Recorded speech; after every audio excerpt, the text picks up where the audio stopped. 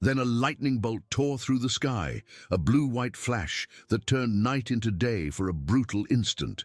The light revealed not only the terrifying density of the jungle, but also a monumental presence. Behind the mother, seated with an imposing stillness, was he, the white ghost. An albino lion with immaculate fur and amber eyes was already there, not as a predator lurking for easy prey, but as a living statue, a primal force. He was ready to attack, but not against the fragile figure before him. His tense muscles, his gaze fixed on the darkness beyond, indicated that he was there to guard, to protect, to be the unexpected wall against any threat that dared approach the one whom nature, in its own justice, had decided to adopt. The flash was gone as quickly as it came, but the image it imprinted on the sun's retina remained, burning like a cold ember. The panther, the predator he expected, the tool of his liberation, was not there. In its place, a sight that defied logic, an aberration of nature that seemed to have emerged from the depths of an ancestral nightmare. The white ghost, an albino lion of mythical proportions, was there, seated, imposing, between the mother and the darkness he had chosen for her. The son's heart hammered against his ribs, a frantic drum echoing the distant thunder. His eyes, wide with horror and disbelief, swept the scene. The mother, crouched almost a shadow on the damp ground, seemed small and fragile, but the lion was a mountain of muscle and white fur, his amber eyes fixed on something the sun could not yet discern. There was no hunger in those eyes, nor the blind ferocity of a common predator. There was an ancient vigilance, a silent promise of defense. The dread the son felt was multifaceted. First, the shock of the apparition. Lions did not live in those forests. An albino lion, then, was an impossibility, a spectre. Second, the grotesque inversion of his plans. He had left her to die, to be devoured, so that his own life could move forward, unhindered.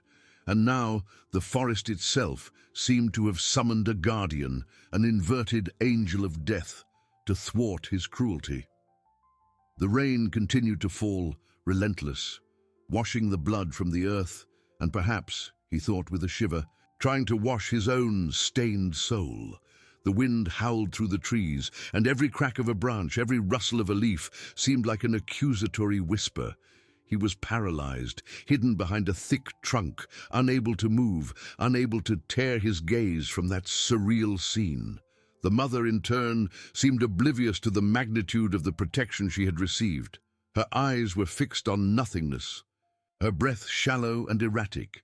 Exhaustion, fear, and betrayal had depleted her. Perhaps she didn't even register the lion's presence, or perhaps, in her clouded mind, he was just another monster in a night of monsters. But for the son, the image was clear. The lion was there for her, not for him. Then a sound.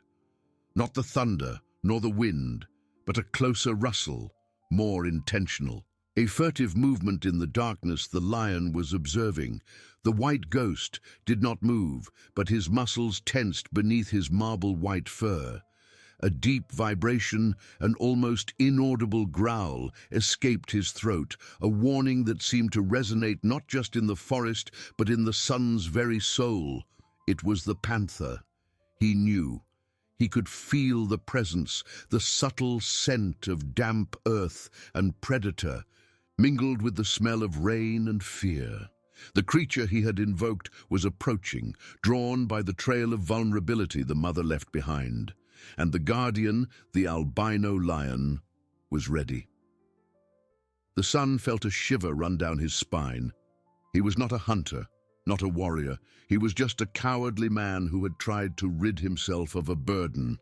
Now, he was a spectator on a stage set by forces he could never comprehend. Nature, which he thought he could manipulate, was revealing itself in its wildest, most unpredictable form. The lion lowered his head slightly, his amber eyes glowing with a supernatural intensity in the gloom. His tail, thick and powerful, whipped once, slowly, against the wet ground. It was a warning, a declaration of sovereignty. The panther, accustomed to being the invisible queen of the night, was about to meet an unexpected king. The sun held his breath. The tension in the air was palpable, denser than the rain's own mist. He could hear his own blood pulsing in his ears. The panther was close, very close. He could almost visualize her lurking. Her green eyes fixed on the easy prey the lion seemed to protect. But the lion was not prey. He was a living wall, a primal force that had risen from nothing to defy the natural order of things, to protect a life that had been condemned. A new lightning bolt tore through the sky, weaker than the previous one, but enough to illuminate for an instant the slender, dark silhouette slinking through the foliage a few feet from the mother and her unlikely guardian. It was her, the panther, and she was not alone. Another shadow and then another moved with her, a trio of hungry, relentless predators. The sun swallowed hard. He had underestimated the forest, underestimated the darkness, and now he was about to witness a battle that would decide not only his mother's fate, but perhaps his own. The white ghost was outnumbered, but his stance did not waver. He was the last line of defense, and the night, with its tempestuous fury, was about to erupt into an epic confrontation. The appearance of the three panthers was not a whisper, but a silent scream that reverberated in the sun's soul. They were living shadows, slender and deadly, moving with a fluidity that defied the jungle's density. Their eyes, glittering emeralds in the darkness, fixed on the mother's huddled figure, the vulnerable prey that the storm and betrayal had delivered. But then they saw the white ghost. The panther's movement froze for an instant, a perceptible shock in their instinctive hunt. Lions did not belong in those forests. An albino lion, then, was an aberration, a spectre that defied reality itself. The lion, in turn, did not waver. His amber eyes, previously fixed on the darkness, now turned to the three threats. There was no surprise in them, only an ancestral vigilance, an iron determination. He was the wall, and behind it, the life he had chosen to protect. A deep, guttural growl, more a felt vibration than a hard sound, escaped his throat, a warning that seemed to tear the very fabric of the night. It was a sound that spoke of power, of territory, of an unbreakable will. The sun, hidden, felt the air vibrate with tension. His plan, so carefully orchestrated in his sick mind, had turned into a grotesque nightmare. He wanted her death, yes, but not this spectacle of primal ferocity, this battle of gods and demons under the torrential rain. He was a mere mortal, a coward, witnessing nature's fury in its purest, most terrifying form. The panthers recovered from the initial shock. Hunger was a more powerful engine than the fear of the unknown. They were three, the lion only one. The numerical advantage was undeniable. The lead panther, the largest and darkest, took a step forward, her body tense, muscles rippling beneath her wet fur. She hissed, a sharp, cutting sound that mingled with the wind's howl. The other two moved in sync, flanking, seeking an opening, a weakness in the white giant's defense. The white ghost did not move an inch. His stance was that of a living monument, unshakable. But his eyes followed every movement of the panthers, calculating, anticipating. His tail, previously whipping slowly, was now stretched out, its tip trembling slightly, a sign of contained energy, ready to explode. A distant thunder roared, and a new lightning bolt, stronger than the previous one, illuminated the scene with a ghostly light. For an instant, the sun saw everything with brutal clarity. The mother, still huddled, almost a heap of rags on the ground, the lion, white and majestic, a beacon of defense, and the three panthers, green eyes glowing with insatiable hunger, their bodies ready to attack.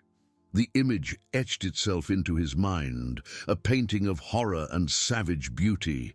The lead panther made the first move, not a direct attack, but a feint, a quick lateral leap, testing the lion's reaction.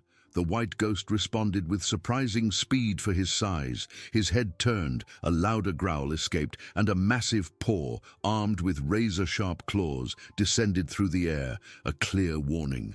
The panther retreated, but not before leaving a superficial scratch on the damp earth. The other two panthers took advantage of the momentary distraction. One of them tried to circle the lion from the left, crawling low, almost invisible in the foliage. The other, from the right, prepared for a leap. The lion was at a disadvantage, but his intelligence and instinct were on another level. He spun, a fluid and powerful movement, blocking the left panther with his imposing body and casting a searing glance at the one on the right, which hesitated mid-leap. The rain fell with more intensity now, transforming the forest into a labyrinth of sounds and shadows. The sun felt his heart in his throat, cold sweat trickling down his forehead, mingling with the rainwater. He had thrown his mother to the wolves, and now he was witnessing a spectacle that defied all his expectations. There was no glory in the death he wished for her, only a raw and relentless savagery. The lead panther, seeing that the feint had not worked, decided on brute force. With a guttural roar, she leapt, aiming for the lion's flank. It was a coordinated attack. The other two panthers, as if they had received a signal, also advanced, one from the front, another from the rear. The white ghost was surrounded. The air exploded in a whirlwind of fur, claws, and growls.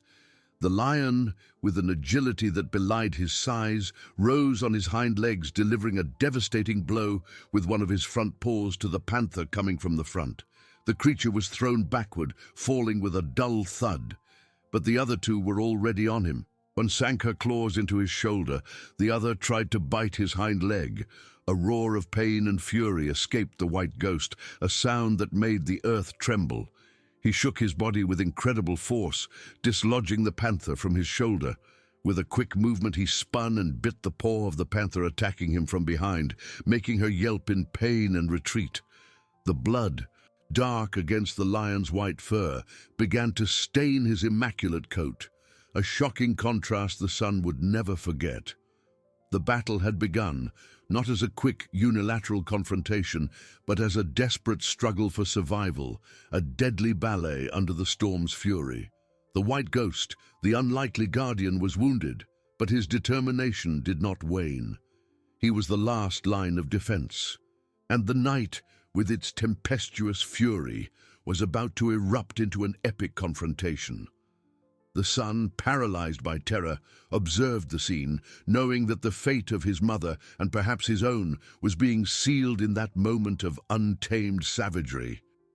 The roar of the white ghost, a mix of pain and fury, tore through the night like a secondary thunderclap, mingling with the wind's howl and the crack of branches. The blood, dark crimson against the immaculate white of his fur, streamed from his shoulder and paw, but there was no hesitation in his amber eyes. The pain, instead of weakening him, seemed to fuel his ferocity, transforming him from a majestic guardian into a primal fighting machine, driven by an ancestral instinct for protection. The panther that had been thrown backward tried to stand, groaning, her body twisted in painful effort. The other two, however, were relentless.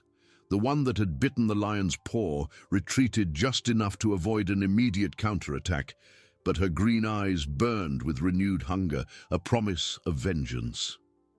The third, the leader of the trio, took advantage of the wound on the lion's shoulder.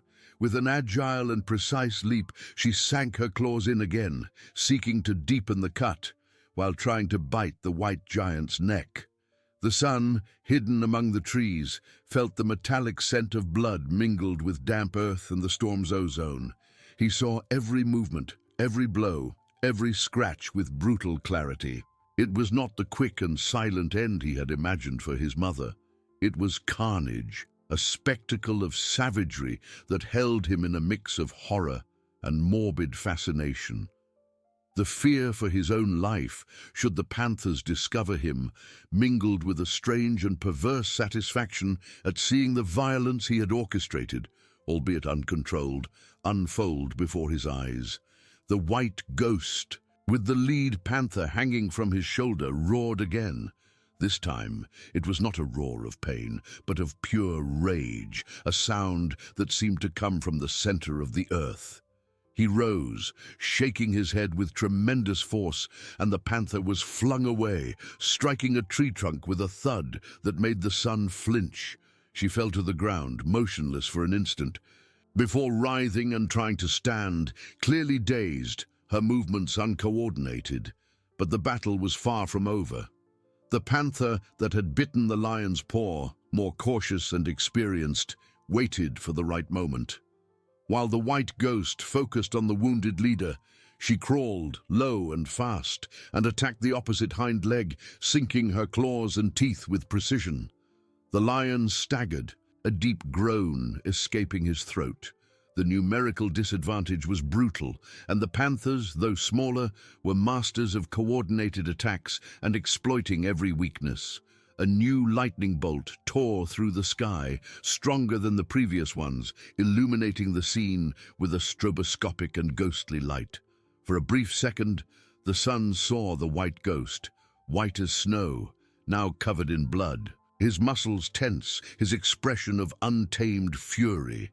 And behind him the mother, still huddled, but now her eyes seemed to move slightly, as if the battle's cacophony was finally breaking through the veil of her stupor. She did not understand, perhaps, the dimension of what was happening, but the violence around her was beginning to penetrate her clouded consciousness. The rain increased, transforming the ground into slippery mud, making every movement more dangerous. The white ghost, wounded and at a disadvantage, needed a plan. He could not continue to fight against three relentless predators attacking him from all sides. He needed space, an advantage, a moment to breathe. His amber eyes swept the darkness, seeking a strategy, a way out of the deadly stalemate. The lead panther, recovered from the impact, rejoined the battle again, her green eyes fixed on the easiest prey, the wounded lion.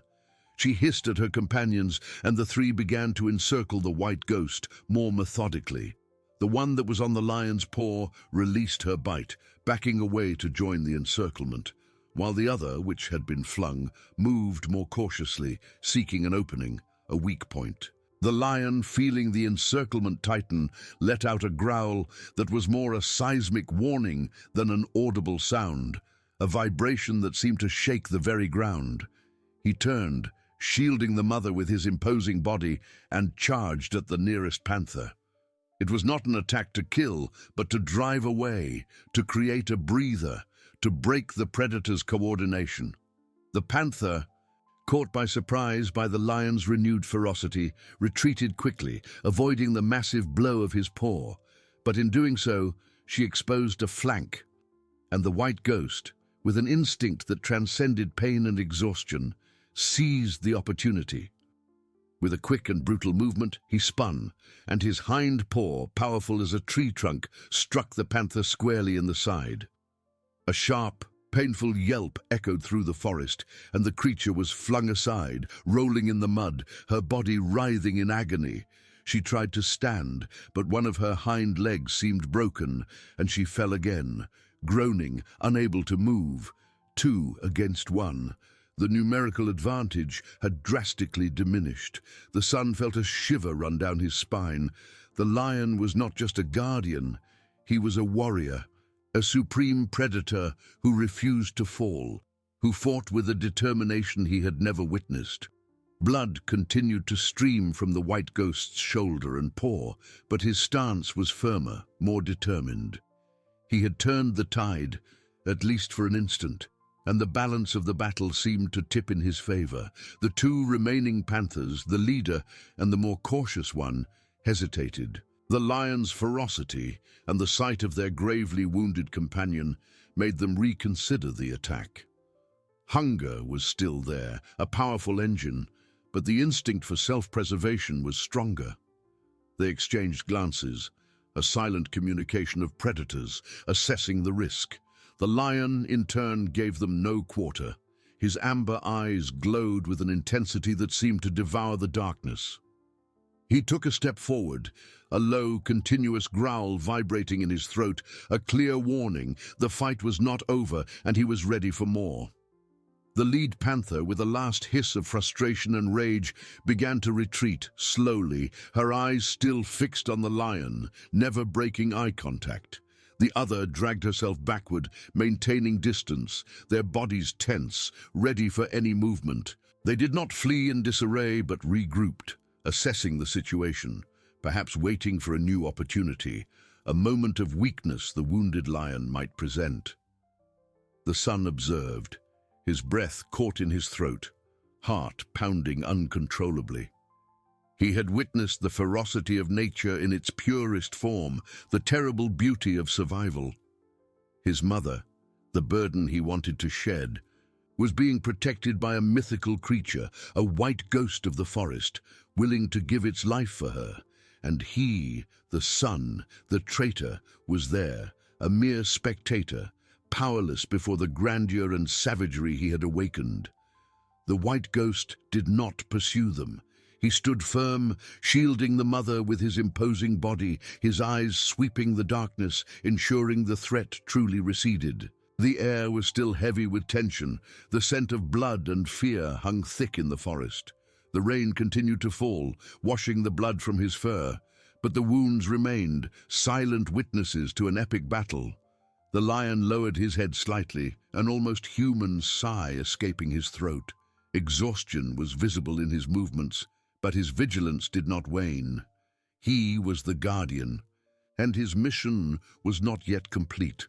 The night was still long, and the forest full of dangers. The son knew that somehow he had survived this night, but the image of the blood-covered white lion fighting for his mother would be etched into his soul forever, a bitter reminder of his own cowardice.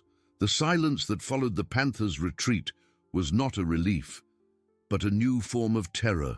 It was a heavy silence, laden with the metallic scent of blood, the storm's ozone, and the damp smell of churned earth. The rain, previously a curtain of sound that muffled the screams and growls, now fell with a relentless monotony, each drop a reminder of the solitude and vulnerability of that clearing. The sun, still huddled and invisible among the trees, felt the cold dampness penetrate his clothes, but it was the cold in his soul that paralyzed him. He observed the white ghost. The lion, majestic even wounded, remained like a marble statue stained crimson, his amber eyes fixed on the darkness from where the panthers had disappeared. There was no triumph in his posture, only an exhausted vigilance. Each breath of the white giant seemed an effort. A contained groan the son could almost feel in his own chest. Blood continued to stream, diluted by the rain, forming small reddish puddles in the dark mud. The image of the lion, a being of immaculate purity now defiled by the violence he had instigated, was a cold dagger in his conscience. The mother, still huddled, was the center of that fierce protection. The son could see her body tremble under the rain, and for an instant he thought he saw her eyes move again, a flash of consciousness that made him hold his breath. Could she be waking up? Would she witness the scene, understand the extent of his betrayal, and see the lion as her true savior? The thought filled him with a dread even greater than the presence of the panthers. He didn't want her to see him, didn't want her to know. He was the monster, not the beasts of the forest. The wounded panther, the one that had been struck by the lion's hind paw, lay a few feet away, a heap of dark fur twisted in the mud. Her groans were low, almost inaudible beneath the sound of the rain, but they were a constant reminder that the threat had not been completely neutralized. It was an open wound on the landscape, a promise of pain and perhaps vengeance. The son wondered if the others would return for her, if they would leave her to die, or if the forest had its own laws of mercy and cruelty. The white ghost, finally, lowered his head a little, but his eyes never stopped scanning the surroundings. He licked one of the wounds on his paw, an instinctive gesture of care, but the pain seemed to make him growl low, a guttural sound that mingled with the murmur of the rain. Exhaustion was palpable, and the son felt a strange mix of pity and admiration. That lion, a spectre of the forest, was there, wounded and alone, defending a woman who was not of his kind, a woman his own son had abandoned. The irony was a bitter poison in his mouth. Time passed, slow and torturous. Every crack of a branch, every rustle of leaves, every dancing shadow under the distant lightning made the son's heart race. He expected the return of the panthers, the final attack, the bloody outcome he had planned, but which now seemed so far beyond his control. The forest, with its darkness and sounds, seemed to conspire against him, turning his cowardice into a stage for a redemption that was not his own. Suddenly the white ghost moved. Not an attacking movement, but a hesitant, painful step. He approached the mother, lowering his majestic head until it almost touched her shoulder. The son observed with bated breath what seemed to be a sniff, a silent recognition. The mother, in turn, let out a faint groan, almost a sigh, and her hand, previously inert, moved slightly, as if trying to reach for something or to protect herself. There was no fear in her gesture, only a deep confusion. The lion moved away a little but remained close, his imposing body still a barrier between her and the outside world. His amber eyes, once filled with battle fury, now held a melancholy, an ancestral wisdom that seemed to transcend mere survival. The son felt a shiver. That lion was not just an animal, he was a guardian, a symbol of a force he could never comprehend or possess. The rain continued, washing the blood from the lion's white fur, but not from the open wounds. The wounded panther, with a last effort, tried to drag herself, but fell again, her body trembling. The son knew she would not survive the night. The forest was relentless, and he, the son, was just as relentless, or perhaps worse, for his cruelty was not instinct, but choice. He was trapped there, a prisoner of his own wickedness, forced to witness the consequence of his actions, a scene that would haunt him forever. The night was still young, and the dangers of the forest, though momentarily repelled, loomed like shadows, promising more trials before dawn. The night was still young, and the dangers of the forest, though momentarily repelled, loomed like shadows, promising more trials before dawn. The silence that had settled was not one of peace, but of a chilling anticipation, punctuated only by the incessant drumming of the rain and the low moans of the wounded panther. Each drop of water falling from the leaves seemed like a macabre ticking, measuring the time the son had before destiny or his own conscience caught up with him. He was huddled, invisible but not inaudible to himself. The sound of his own heart pounded like a tribal drum in his ears, muffling the outside world, but unable to silence the torrent of thoughts assaulting him. The scent of blood, damp earth, and the storm's ozone permeated the air, a primal mixture that awakened ancestral fears.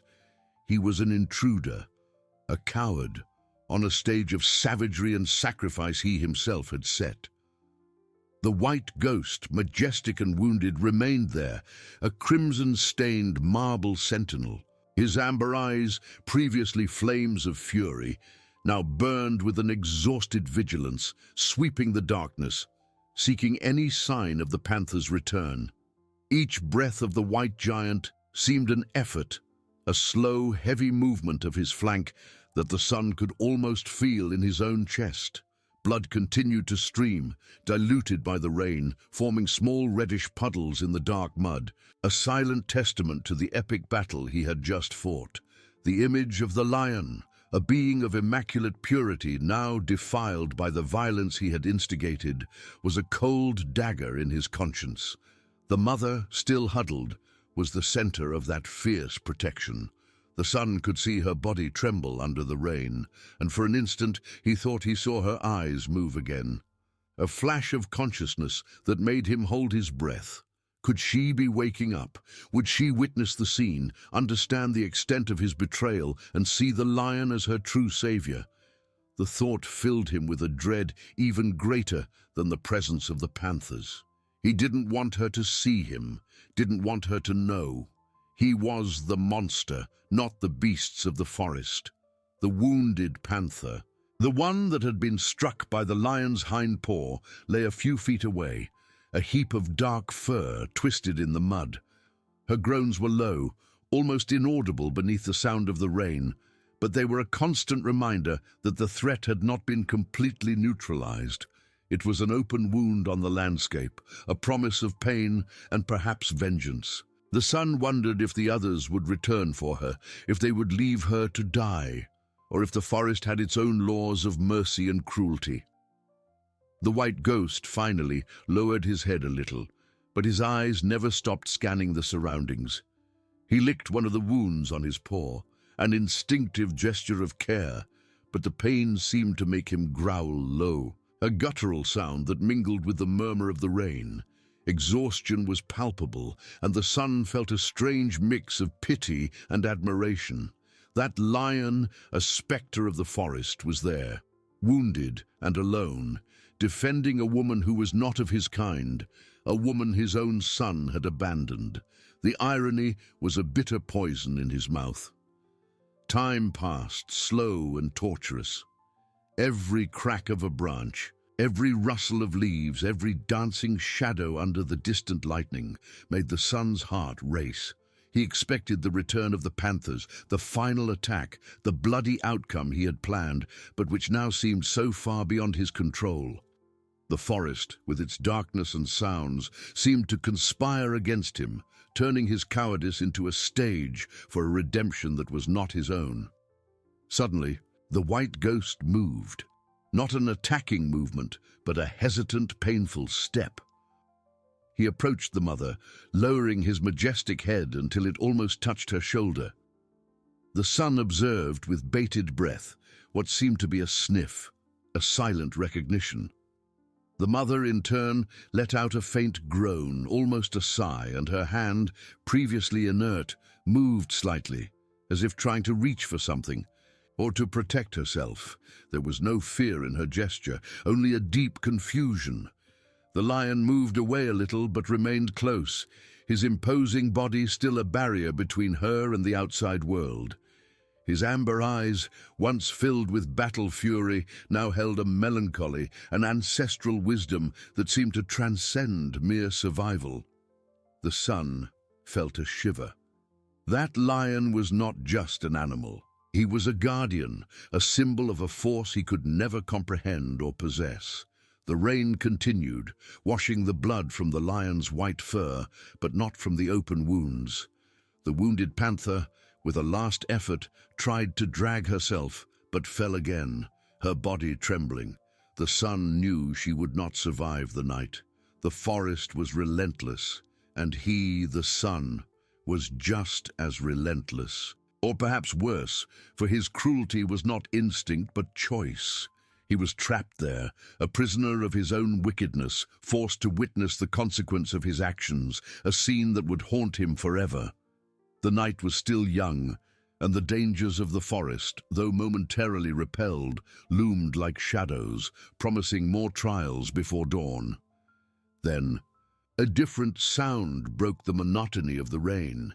It was not a growl nor a moan, but a closer, more deliberate rustle coming from the darkness where the panthers had retreated. The white ghost stiffened, his muscles tense, his eyes fixed. The son felt a shiver run down his spine. They were coming back, not to attack perhaps, but to lurk, to test the wounded lion's endurance. The tension in the clearing became almost unbearable, a tight knot in the son's stomach. He could feel the invisible presence of the predators, the subtle scent of their wet bodies mingling with the air. The fight was not over. It was merely the prelude to the next act of a bloody drama, and the son, powerless, was trapped in the front row. The forest's darkness seemed to breathe, and every rustle of leaves, every crack of a branch, was a heartbeat of the night itself. The son, huddled in his hiding place, felt the dense, damp air vibrate with a malignant presence. It was no longer the indistinct sound of the storm, but something closer, more calculated. The white ghost's eyes, previously fixed on the darkness, now seemed to dilate, absorbing the scant light that dared penetrate the tree canopy. His already exhausted muscles stiffened again, transforming his majestic body into a statue of vigilance and pain. The rustle became a subtle dragging, a slithering of feline bodies over the wet foliage. It wasn't just one or two. There seemed to be more, a silent encirclement that tightened. The sun could almost smell the panthers. The wild, damp scent mingled with blood and earth. His own heart pounded in his ears, muffling the sound of the rain and the low, continuous growl of the wounded panther, which still lay a few feet away, a macabre testament to the previous battle. She was a lure, a bait of pain to draw in her kin. Then a pair of yellow eyes gleamed in the darkness, followed by another and another. These were not the hungry eyes of before, but cunning, patient eyes, observing the white lion with cold intelligence. The panthers would not attack head-on again. They had learned. Now they would wait, lurk, let the white ghost's exhaustion and wounds do the work for them. It was a cruel tactic, a psychological torture that stretched through time. And the sun felt each second like a hammer, striking his own soul. The lion, perceiving the new strategy, let out a low, guttural growl, a warning that seemed to tear the air. He positioned himself slightly in front of the mother, his imposing body forming an even more impenetrable barrier. The rain continued to fall, washing the blood from his fur, but not the pain from his wounds. Every movement was an effort, every breath a reminder of his growing vulnerability. The sun observed, paralyzed, the lion's internal struggle, the will to protect versus the exhaustion threatening to fell him. The mother, still semi-conscious, let out a stronger groan, and her hand moved again, this time seeming to reach for something, for support. The white ghost, with an instinct that transcended logic, lowered his head and nuzzled her shoulder, a soft, almost paternal touch that brutally contrasted with the savagery surrounding them. It was a gesture of comfort, of recognition, that made the son feel a knot in his throat. That animal, which he expected to be his mother's executioner, was now her guardian, her protector. The irony was a poison that corroded the son from within. He had planned her death, and now an albino lion, a mythical creature of the forest, risked its own life to save her. What did that say about him? That he was less than a beast, that his cruelty was more vile than predatory instinct. The questions haunted him, mingling with the dread of the situation. The panthers, like dancing shadows, began to move in a slow, deliberate circle. There was no rush in their steps, only a deadly patience. They were the eyes of the night, the predators waiting for the right moment to strike. The white ghost turned his head, following every movement, his amber eyes glowing with a fierce determination, but also with a deep melancholy. He knew what was coming. He was wounded, and the encirclement was closing in. The sun felt an even more intense shiver. He was no longer just an observer. He was part of the hunt, an intruder in the forest who had disturbed the balance and would now witness his own undoing. If the lion fell, what would happen to the mother? And to him? The panthers would make no distinction. The scent of blood in the air was an invitation. And the forest, with its impenetrable darkness, was the perfect setting for the bloody outcome he had, ironically, orchestrated. The storm seemed to intensify, lightning tearing through the sky more frequently, illuminating for brief instants the macabre scene. The white lion, the inert woman, and the yellow eyes that surrounded them, waiting.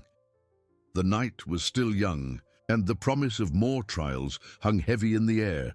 The sun observed, every fiber of his being twisted into a knot of terror and self-loathing. The rain, relentless, washed the world, but not the stain on his soul. The white ghost's eyes, fixed on the darkness, were beacons of a resistance that seemed to defy death itself. He staggered slightly, the weight of his wounded body and accumulated fatigue making every movement a visible agony. A stronger lightning bolt tore through the sky, and for a fraction of a second the clearing lit up in a ghostly white. The sun saw with brutal clarity the extent of the lion's wounds, deep cuts on his flank, scratches on his paw, and the white fur, once immaculate, now stained with a dark red that the rain stubbornly refused to completely wash away. But what shocked him most was the expression on the lion's face. It was not just pain, but a fierce, almost human determination, a silent sacrifice.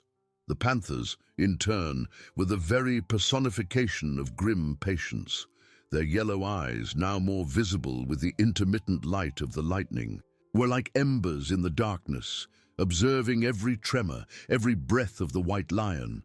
They made no sound, just moved, a calculated step here, a silent slide there, tightening the encirclement. The sun could feel the pressure, the trap closing. The wounded panther, a few feet away, let out a faint groan, a sound that seemed like a lament, an invitation to the approaching feast. She was the weakest link, the sacrifice the forest demanded, but also a constant reminder of the white ghost's ferocity. Suddenly, the mother moved again, this time not a groan, but a deeper sigh, and her eyes, previously just a flicker, opened a little wider. There was no focus, only a nebulous confusion, but the sun felt a chilling dread. She was coming back. She was starting to see. He huddled even further, wishing the earth would swallow him, that the darkness would hide him forever.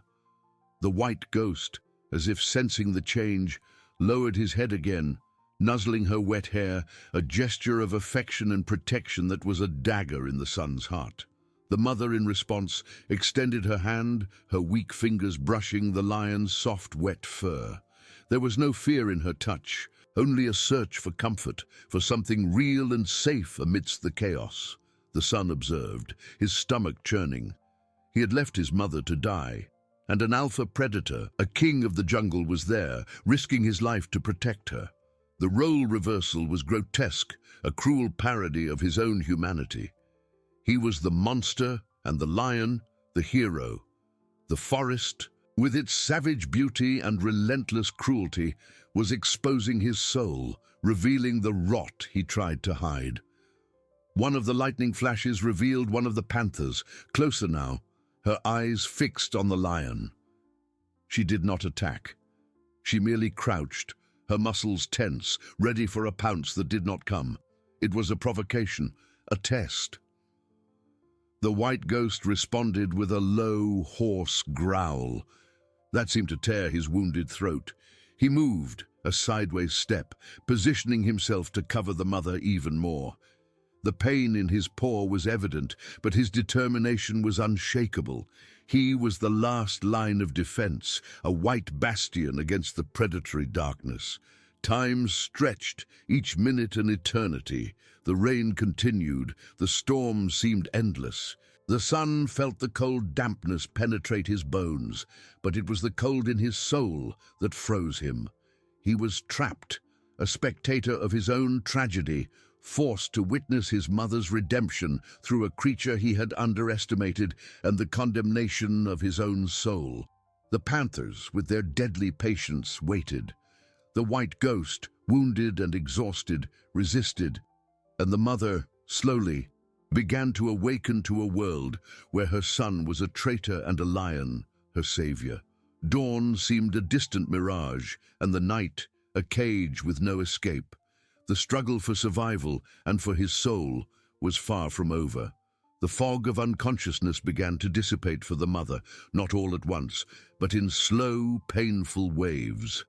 The cold rain still enveloped her, but there was a strange sensation of warmth, of a massive protective presence.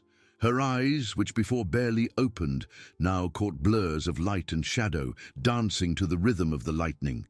She smelled the damp earth, the blood, And something else. A wild scent, but not threatening, mingled with her own. Her hand, which had instinctively reached out, now rested on thick, damp fur, feeling the vibration of a tense yet firm body. The son, in his damp hiding place, observed every micro-movement of his mother with paralyzing terror. He saw her awaken, not to the horror he had planned, but to the unexpected comfort of a predator.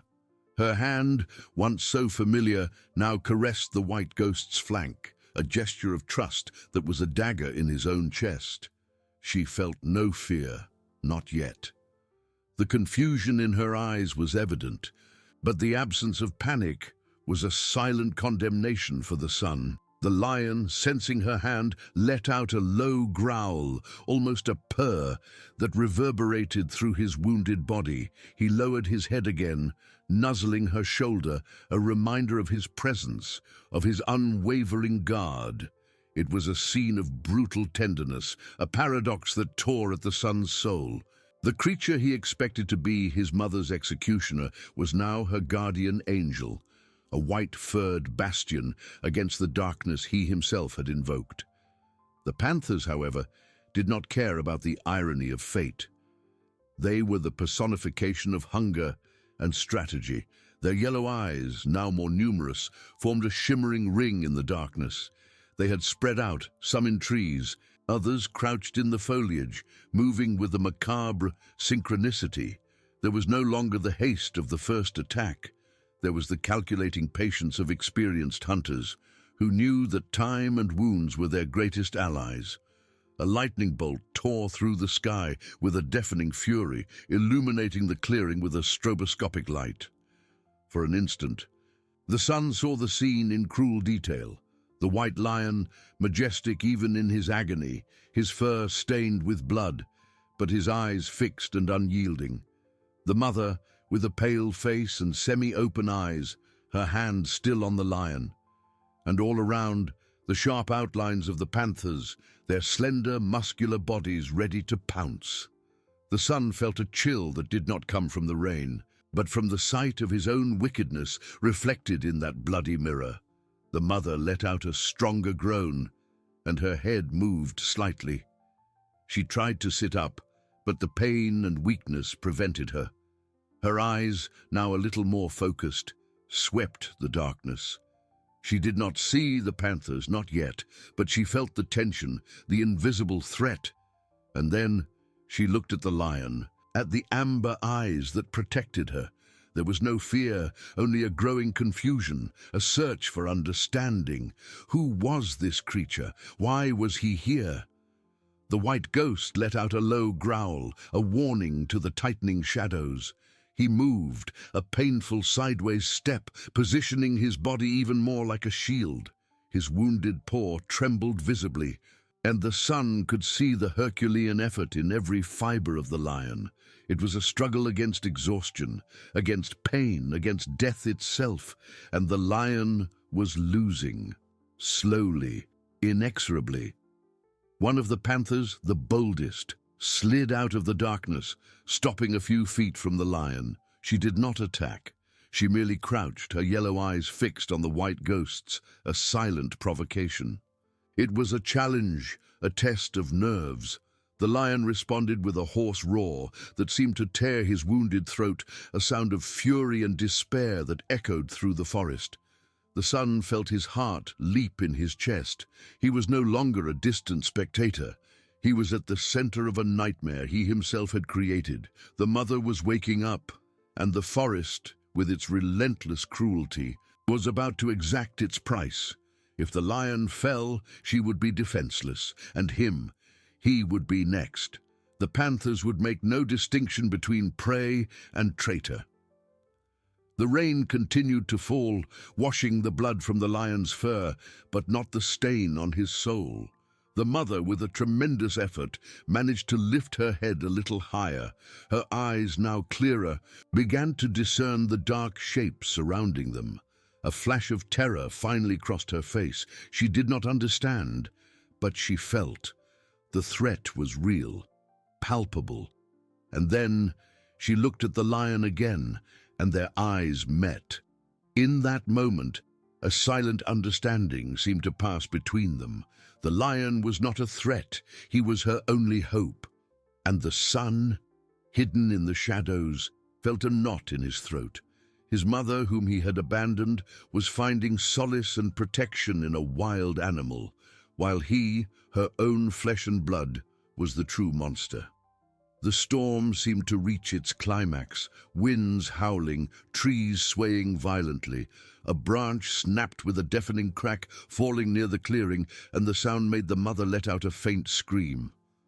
The white ghost, despite his pain, reacted instinctively, positioning himself even more, his muscles tense, ready for whatever came. He was the last barrier, the last breath of life against the devouring darkness. The son felt an irrational impulse, a desire to scream, to do something, anything. But fear paralyzed him, the fear of the panthers, the fear of his mother, the fear of himself. He was trapped, a prisoner of his own cowardice, witnessing the sacrifice of a noble creature for a life he had condemned. The night was still long, and the outcome uncertain. The struggle for survival and redemption was far from over, and each heartbeat was a reminder of the imminence of death and eternal guilt. The fog of shock and unconsciousness tore, not all at once, but in painful fragments, revealing the mother to a nightmare that surpassed any delirium. Her eyes, now more open, fixed on the slender, dark shapes moving at the edges of the clearing. They were not shadows of the storm, but predators, panthers. Their yellow eyes, small points of malevolent light, gleamed in the darkness between the lightning flashes. Terror, which was once a distant sensation, now embraced her with icy claws. A scream tried to escape her throat, but was stifled by a faint groan, a sound of pure despair. Her hand, still resting on the lion's wet fur, tightened. She looked at the white ghost, her eyes wide with fear and a silent question. The lion, as if sensing the wave of dread washing over her, let out a low, deep growl that reverberated in his wounded chest. It was not a growl of threat to her, but a warning, a promise of protection. He lowered his head again, nuzzling his muzzle against her face, a gesture of comfort that was as savage as it was tender. In that touch, in those amber eyes that gazed at her with an unyielding intensity, the mother found a strange and paradoxical sense of security. The creature she should fear was her only shield. The son, in his damp hiding place, observed the terror settle on his mother's face. Every twitch of her face, every muffled groan, was a dagger in his own heart. He saw her cling to the lion, seeking refuge in the beast he had summoned to be her executioner. The inversion was complete, grotesque. He was the monster and the lion, the guardian. Guilt suffocated him, a weight denser than the rain itself. He wanted to scream, wanted to run, wanted to beg for forgiveness, but fear kept him chained, a paralyzed spectator of his own infamy. The panthers, sensing the change in atmosphere, the vulnerability of the human prey, began to move with more boldness. One of them, the same one that had provoked the lion before, took a step forward, her muscles tense, her eyes fixed.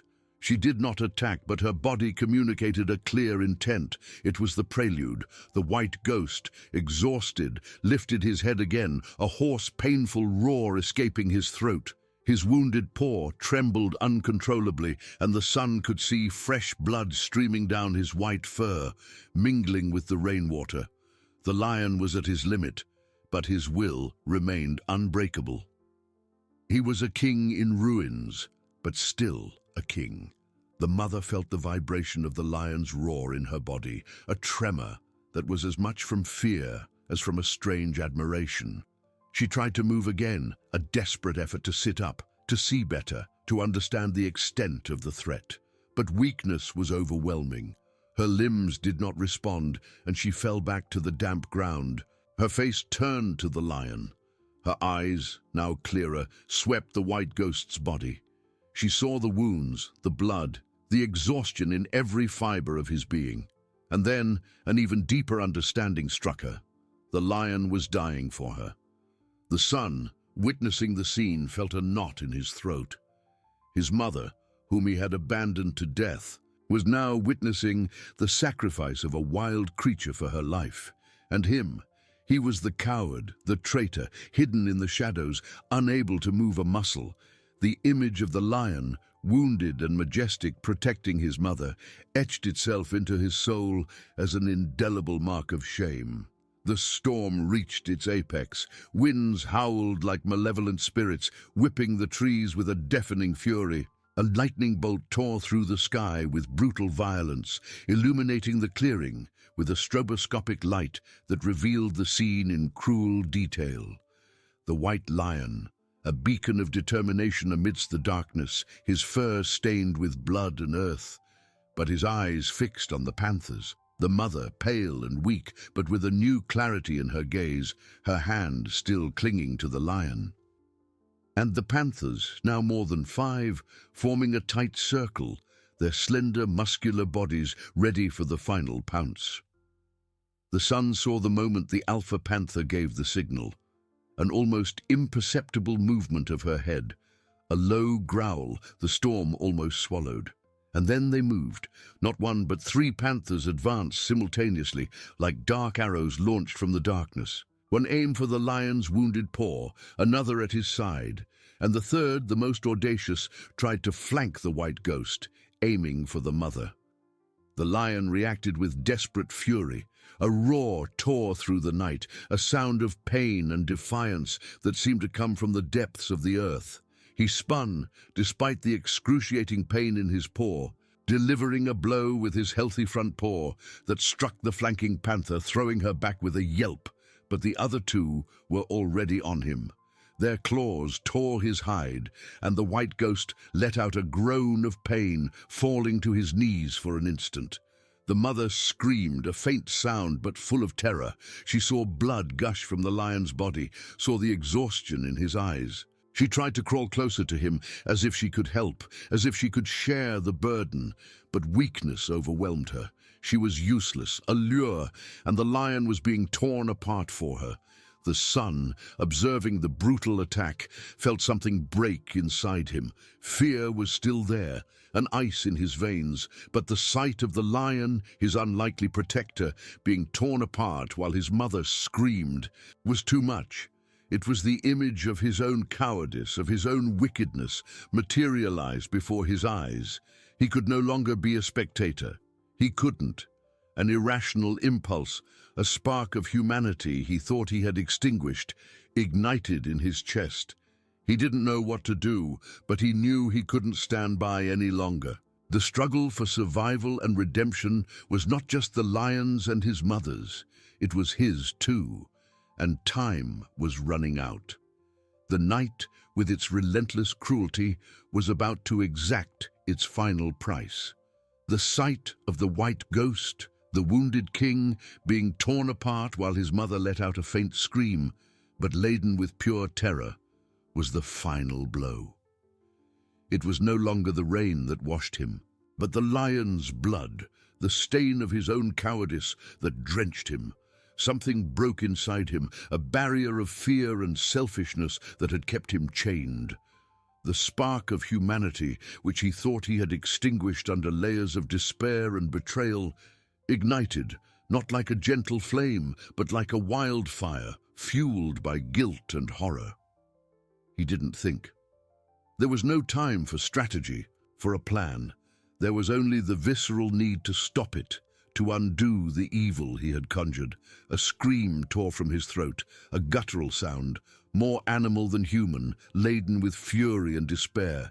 It was not a scream of fear, but of revolt, of a late and desperate redemption. And with that sound he burst from the shadows, a clumsy and pathetic figure, running towards the clearing, towards the nightmare he himself had created. The panthers, focused on their brutal attack on the lion, were caught by surprise.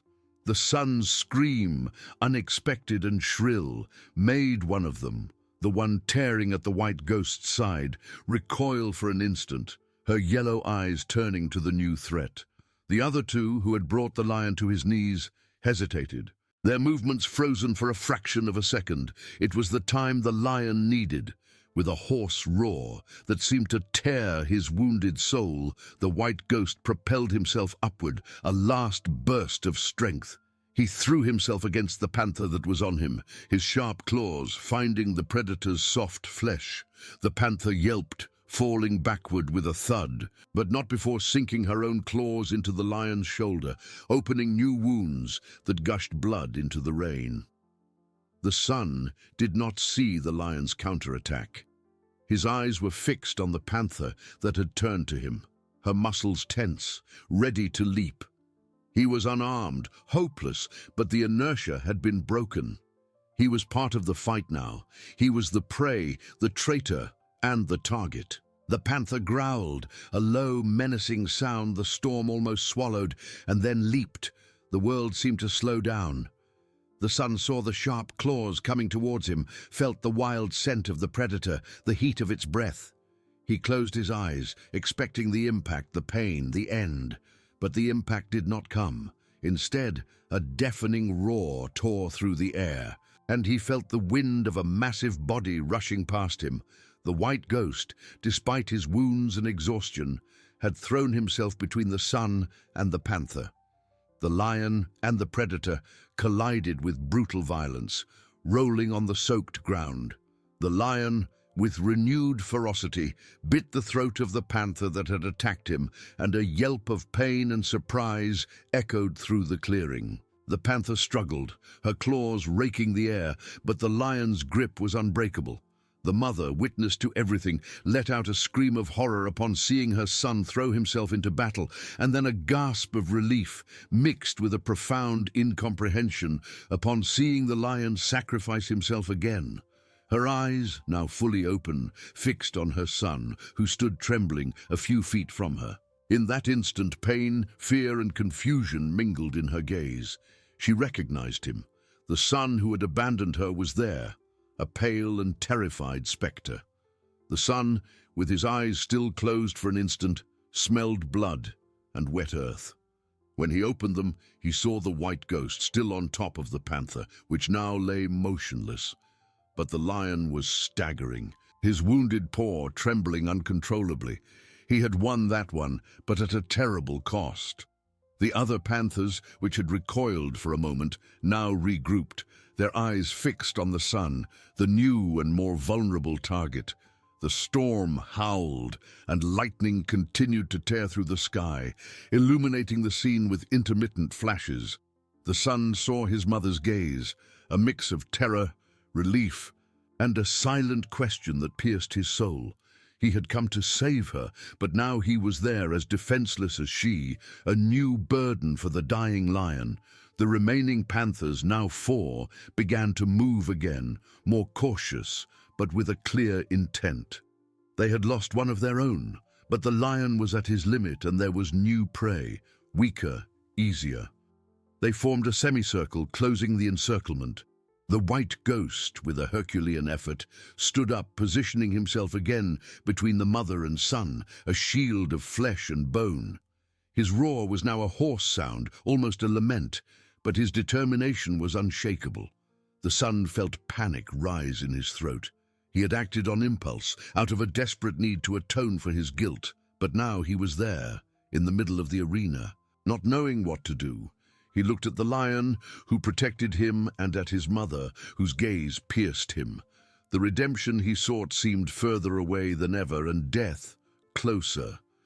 He had traded one kind of hell for another, and the forest, with its relentless cruelty, was about to exact its final price from all of them. The night was still long, and the outcome uncertain. The night was still long, and the outcome uncertain. The son, standing there drenched and trembling, felt panic rise in his throat like icy poison. He had acted on impulse, out of a desperate need to atone for his guilt, but now he was there, in the middle of the arena, a spectator who had become a participant, not knowing what to do. His eyes swept the clearing. The white ghost, a beacon of wounded determination, positioned himself again between him and his mother, a shield of flesh and bone. His roar was now a hoarse sound, almost a lament. But his determination was unshakable. The remaining panthers, now 4, moved with cold, calculated intelligence. No longer an impetuous attack, but a coordinated encirclement. They formed a tight semicircle, their slender, muscular bodies silently gliding through the mud, despite the storm's howl. Their eyes, amber spheres in the darkness, were fixed on the sun, the new and more vulnerable target. They had lost one of their own, but the lion was at his limit, and there was new prey, weaker, easier to isolate. The son felt his mother's gaze, a mix of terror, relief, and a silent question that pierced his soul. He had come to save her, or so he thought, but now he was there, as defenseless as she, a new burden for the dying lion. The redemption he sought seemed further away than ever, and death closer. He had traded one kind of hell for another, and the forest, with its relentless cruelty, was about to exact its final price from all of them. The white ghost, with a Herculean effort, tried to brace his wounded paw, but it gave way, and he staggered. Blood streamed from dozens of wounds, mingling with the rain and earth, transforming his white fur into a macabre canvas. His breathing was ragged, each inhale a visible effort. He was a deposed king, but still a king, and his crown was his courage. The panthers took advantage of the lion's hesitation. 2 of them, the most agile, advanced in a synchronized movement, not against the lion, but flanking him, aiming directly at the sun. The strategy was clear. Divert the protector's attention. Isolate the weaker prey. The sun, paralyzed by terror, saw the dark shadows approach, felt the air vibrate with imminent threat. A scream tore from the mother's throat, a sound of pure despair the storm almost swallowed. She tried to crawl, to reach out to her son, but her limbs did not respond. Her eyes pleaded, not for her own life, but for his. The lion, perceiving the maneuver, let out a hoarse roar, a sound that seemed to tear his last ounce of strength. He spun, ignoring the lancing pain, and threw himself in front of the sun, intercepting one of the panthers with a blow from his healthy paw. The panther yelped, thrown backward, but the other was already on him, her sharp claws tearing his side, opening a deep wound that gushed warm blood into the cold rain. The white ghost let out a groan of pain, falling to his knees again, but his head was still held high, his eyes fixed on the threat. He was a beacon of sacrifice, a monument to loyalty, even to those who had abandoned him. The sun, seeing the lion being torn apart again because of him, felt a wave of nausea and shame. He could no longer be a burden. He couldn't. His eyes swept the damp ground, desperately searching for something, anything. His hand found a thick, broken branch, almost a small club washed up by the storm. It was heavy, clumsy, but it was something. With a primal scream, more of despair than of courage, he propelled himself forward, raising the branch above his head. There was no technique, only fury and a blind need to do something. He threw himself against the panther that was on the lion, delivering a clumsy blow that, by sheer luck, struck the predator's head. The panther let out a yelp of surprise and pain, recoiling for an instant, her yellow eyes fixed on the sun. Now an even more irritating target. The other 2 panthers, which were observing the encirclement, turned their attention to the new aggressor, their growls intensifying. The sun had achieved a small victory, a momentary distraction, but now he was the center of the predator's fury. The lion, taking advantage of the pause, stood up with difficulty, his body trembling. He looked at the sun, a gleam of something that seemed like recognition, or perhaps just a grim understanding, in his eyes. He had sacrificed himself for them, and now the sun, the traitor, was joining the fight, however clumsily. The 3 remaining panthers, now more enraged than cautious, began to move again, closing the encirclement around the sun. The branch in his hand seemed pathetic against the ferocity of those predators. He was alone, exposed, and the white ghost, his protector, was at his limit, staggering, almost falling. The sun smelled blood and wet earth, the wild breath of the predators. He had traded one kind of hell for another, and the forest, with its relentless cruelty, was about to exact its final price from all of them. The night was still long and the outcome uncertain. Death hung over them, an invisible predator waiting for the right moment to deliver the final pounce. And the sun, the coward, the traitor, was now at the center of the storm, with a branch in his hand and a heart full of regret, facing the end he himself had conjured. And the sun, the coward, the traitor, was now at the center of the storm, with a branch in his hand and a heart full of regret, facing the end he himself had conjured. The three remaining panthers, enraged and with a new focus, did not wait. Their growls intensified, a guttural chorus that seemed to vibrate in the soaked earth itself. They moved with terrifying speed, no longer in a slow encirclement, but in a coordinated attack, a deadly ballet of shadows and claws. He raised the branch, a fragile piece of wood against nature's fury, his heart pounding like an uncontrolled drum in his chest. The scent of wet earth, blood, and the wild breath of the predators filled his lungs, mingling with the panic that suffocated him. He was not a warrior, never had been. He was an ordinary man, a coward who had fled his own shadow. But now the shadow was everywhere, and he had nowhere to run. The first panther, the same one he had struck, advanced again with a low, swift leap, aiming for his legs. He staggered backward, raising the branch instinctively. The impact was a painful shock, the branch striking the animal's flank with a dull thud, but without the force to stop it. The panther let out a furious yelp, her claws raking the air near his thigh, tearing the fabric of his trousers and leaving a line of fire on his skin. He cried out, more from fright than from pain, and fell to his knees in the mud. In that instant of vulnerability, the second panther lunged, a dark blur coming from his right. He saw the yellow eyes gleam in the darkness, her mouth open, revealing sharp fangs. It was the end. He closed his eyes, expecting the impact, the pain, the tearing of his flesh, but the impact did not come. Instead, a hoarse, agonizing roar tore through the air, and he felt the wind of a massive body rushing past him. The white ghost, with a last, desperate effort, had thrown himself again.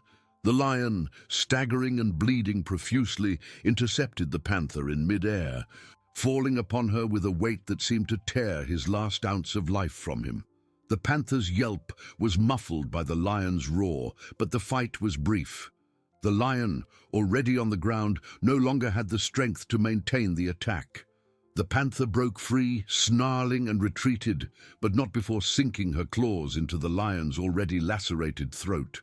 The white ghost let out a groan, a sound of pain and exhaustion that echoed in the clearing. He tried to stand, but his hind legs gave way, and he fell to his side in the mud, his breathing weak and ragged. His eyes, previously filled with unyielding ferocity, now clouded, fixed on the sun, as if pleading for one last understanding. He had given everything. There was nothing left to give. The sun, on his knees, witnessed the scene with paralyzing horror. The lion, his protector, the being he had abandoned in the forest, was dying for him, for his mother. Guilt struck him like lightning, stronger than any panther's blow. He had traded one life for another, and now both were at risk because of him. The mother, seeing the lion fall, let out a scream that was more a lament than a sound. Her eyes, fixed on her son, now held a new layer of despair, a terrible understanding of the futility of it all. She had recognized him, and now saw him dying, or almost, because of his own recklessness. The two remaining panthers, seeing the lion incapacitated, smelled victory. They moved with renewed confidence, their growls transforming into a low, menacing purr. The son was alone, the branch slipping from his trembling hands. He looked at the dying lion, at his panicked mother, and at the approaching shadows. There was no more time to think, to plan. There was only the need to act, to fight, to redeem himself, even if it was in his last moments.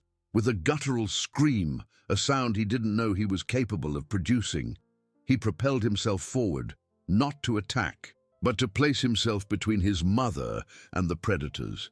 He was a human shield, fragile and pathetic, but a shield. He grabbed the branch again, feeling the weight of the wood in his hands. His eyes swept the clearing, seeking an advantage, a miracle. The storm continued to howl, lightning tearing through the sky, illuminating the scene with intermittent flashes. In one of these flashes, he saw something, a small metallic glint on the ground, near the dead panther the lion had brought down. It was the knife he had dropped, a spark of hope, tiny but intense, ignited in his chest. It wasn't much, but it was more than a broken branch. It was a weapon, a chance. The panthers, oblivious to his discovery, advanced, one from the left, another from the right, ready for the final pounce. The sun, with his eyes fixed on the knife, knew he had only an instant, a single chance, to change the outcome of that hellish night. He had to reach it, he had to fight, he had to live. Not for himself, but for his mother, and for the white ghost, who had sacrificed himself for them. The forest, with its relentless cruelty, was about to exact its final price. But perhaps, just perhaps, he could pay with interest. The sun's eyes were fixed on the knife. It was a tiny glint, almost swallowed by the mud and darkness, but it was there, a lifeline. The two panthers, dark blurs against the stormy night, were already in motion.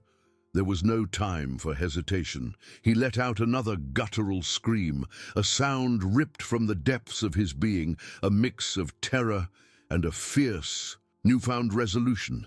He lunged, not at the predators, but towards the fallen panther, towards the gleam of steel. The branch, still clutched in his hand, became a clumsy shield, a desperate extension of his will. The first panther, a slender, muscular shadow, anticipated his move. She veered, cutting off his path, a low growl vibrating in her chest. Her eyes, twin embers in the darkness, fixed on his. He swung the branch wildly, a desperate arc that hit only air as the creature dodged with effortless grace. He felt the rush of wind as she passed, the rancid scent of her fur, and then a searing pain blossomed in his arm. A claw, sharp as a razor, tore his flesh, ripping through his sleeve and leaving a trail of fire on his skin. He stumbled, but did not fall, his gaze still fixed on the knife. The second panther, seeing her companion engage, took advantage. She circled, a silent huntress, her movements fluid and deadly. The sun was trapped between them, a desperate dance with death. He could feel the cold mud sucking at his boots, the rain plastering his hair to his face, but all that mattered was the knife. He dropped to one knee, feigning a fall, then propelled himself with a burst of adrenaline, a desperate sprint towards his goal. The first panther, momentarily confused by his sudden change of direction, hesitated. It was enough. His trembling fingers closed around the cold, wet hilt of the knife. It was small, familiar, a mundane object transformed into a symbol of defiance. As he straightened, the weight of the knife in his hand felt both alien and incredibly right. He turned, no longer just a victim, but a cornered animal ready to fight. The two panthers, sensing the change, paused. Their roars disappeared, replaced by low, menacing growls, a predatory hum that vibrated in the air. They saw the blade, a tiny glint of danger, and their instincts told them to be cautious. The son, his breath ragged, raised the knife. He didn't know how to use it in a fight, not against creatures like these, but he remembered the lessons of the hunt, of quick, decisive strikes. He was not a hunter, but he was desperate. The mother, still bound, watched from the ground, her eyes wide with a mix of terror and a nascent, fragile hope. She saw the knife, the desperate gleam in her son's eyes, and a primal instinct stirred within her. He was fighting for them. The white ghost, lying in the mud, barely breathing, seemed to stir. A low rumble, almost imperceptible, escaped his throat, a final, weary acknowledgement of the battle still raging. His eyes, darkening with the approach of death, were still fixed on the sun, a silent witness to his struggle for redemption. The first panther, the one he had struck first with the branch, made her move. It was a blur of black fur, a low, swift leap aimed at his chest. He didn't think, he reacted.